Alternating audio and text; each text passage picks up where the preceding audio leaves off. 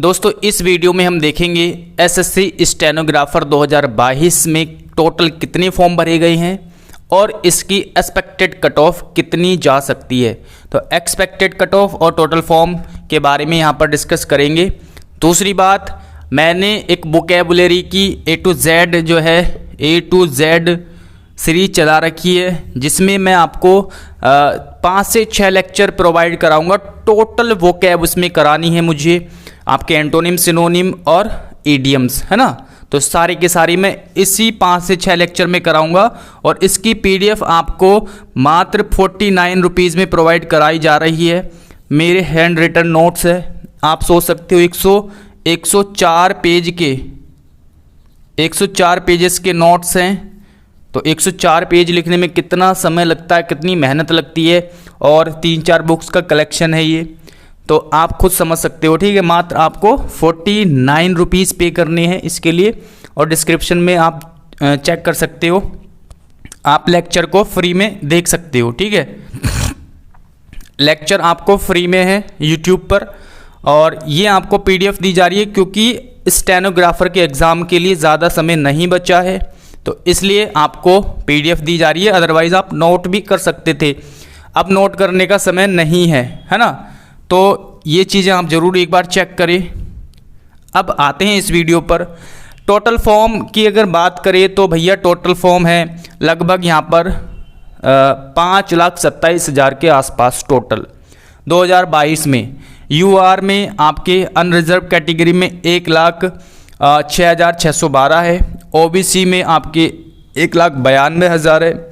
OBC में काफ़ी ज़्यादा फॉर्म भरे जाते हैं, और 1,44,000 यहाँ पर SC कैटेगरी में 1,44,624। ओके, 49,785 आपके ST में हैं, और 33,221 AWS कैटेगरी वालों ने यहाँ पर फॉर्म फिल किए हैं।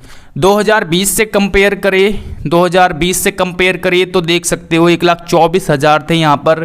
तो अब इस बार जो है यहाँ पर यानी अनरिजर्व कैटेगरी में कम हुए हैं फॉर्म। यहीं पर 1,83,000 थे, तो यहाँ पर OBC में थोड़े से बढ़े हैं। ओके, और यहाँ पर 1,30,000 थे SC कैटेगरी में, और यहाँ पर 1,44,000 है, तो यानी कि यहाँ पर भी थोड़े से बढ़े हैं।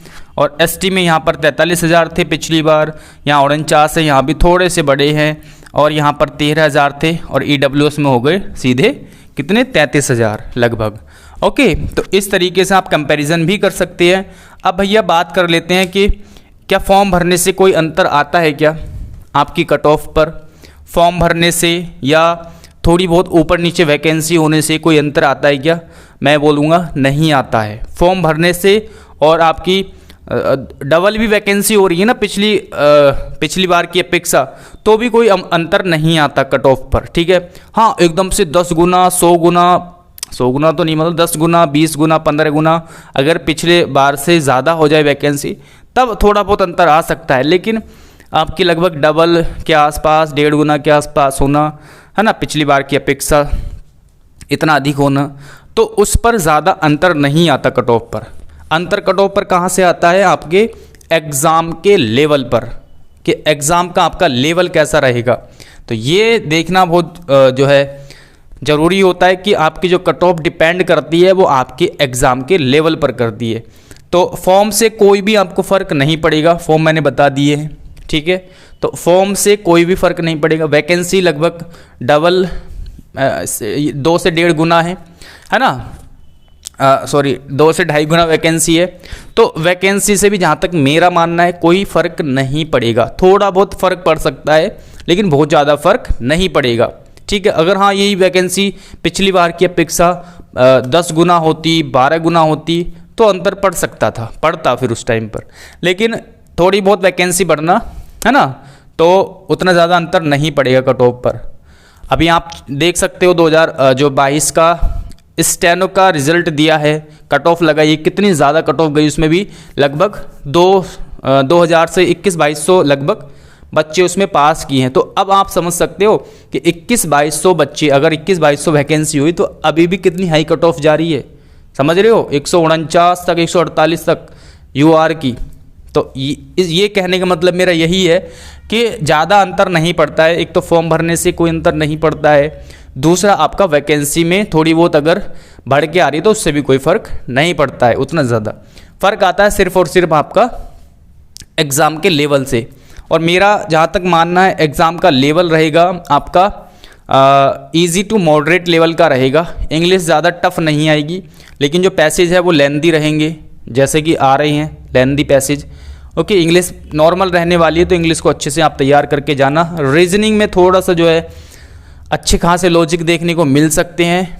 ओके, तो रीजनिंग को अच्छे से प्रैक्टिस करके जाना है, अभी भी समय है, अच्छे से आप कर सकते हो। बाकी जीएस में इंपॉर्टेंट टॉपिक्स हैं वो आपको करके जाना है, ठीक है।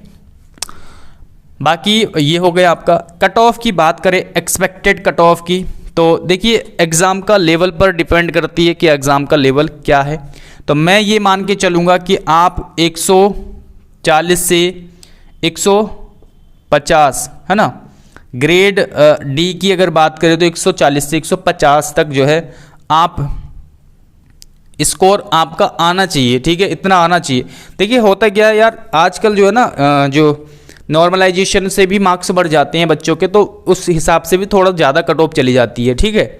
तो अगर आप 140 से 150 या 150 प्लस तो कम से कम आपके हो, तो इतने अगर मार्क्स आप ला रहे हो तो बिल्कुल सेफ रहोगे, किसी भी तरह से आपको दिक्कत नहीं होगी। ओके, और बाकी ग्रेड सी की अगर बात करें तो भैया वो तो बहुत हाई फाई जाती है, उसके लिए तो आप 170 से 180 जितना लाए उतना कम है, ठीक है। 170 से 180 तक जितना लाए उतना ही कम है। तो इस तरीके से मैं एक्सपेक्टेड बता रहा हूँ, क्योंकि अभी एग्ज़ाम के लेवल का नहीं कह सकते हैं। हालांकि जहाँ तक अनुमान है इजी टू मॉडरेट ही रहने वाला है, बाकी जो है वो पता चलेगा एग्ज़ाम देखने के बाद, तो तभी जो है कट ऑफ अच्छे से एनालिसिस हो पाएगी। बाकी फ़िलहाल अभी आप जो है 140 से 150 आपके मार्क्स आने चाहिए मॉक टेस्ट में, या इतने का टारगेट आपका होना चाहिए 150 के आसपास का तो होना ही चाहिए। ओके, बाकी सी की अगर बात करें तो इसके लिए तो भैया जितने नंबर लिए उतने ही कम है। ओके, तो ये था थोड़ा सा एनालिसिस आज का। और इस पीडीएफ की बात करें तो ये पीडीएफ आपको ज़रूर परचेज करनी है, मात्र 49 रुपीज़ है। और इसके अलावा आपको कुछ भी नहीं पढ़ना है, 4 से 5 लेक्चर में आपको सारी की सारी चीज़ें कंप्लीट करा रहा हूँ। इसके अलावा आपको कुछ भी नहीं पढ़ना है, ठीक है। तो चलिए मिलते हैं अगली वीडियो में। Thanks for watching this video.